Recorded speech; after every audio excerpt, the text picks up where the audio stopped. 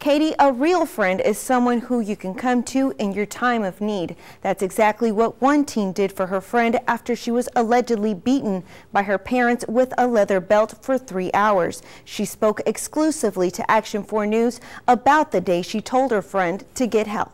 They started hitting her, and her little sister walked into the room and they were pretty mad and they started hitting her too.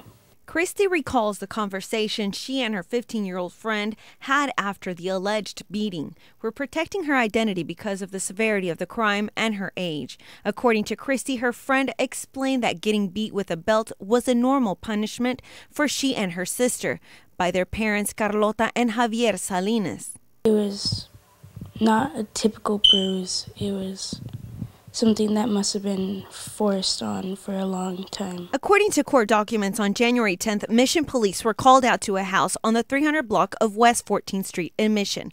When police arrived, they spoke to the 15-year-old teen who on January 8th claims her mother Carlota was mad at her and began yelling. That's when Salinas allegedly grabbed a leather belt and started hitting the 15-year-old across the side and her lower back. The victim then stated that her father Javier Salinas took the belt from her mother and continued to hit her on and off till about 11 p.m. Court documents state that Salinas told the teen to wear a jacket to school the next day and not to tell anyone what happened.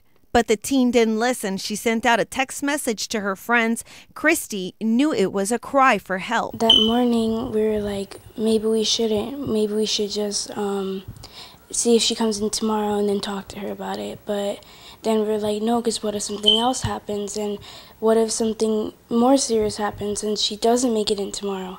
Christy took the message to her physics teacher and told him about the alleged beating. He immediately took action and brought Christy and her friends to the counselor's office. Christy credits her mom for speaking up for her friend. She says her mother always taught her to speak up if she knew it would help someone get out of a bad situation. And I'll be there for everybody I can. Is there something that you want for your friend to know?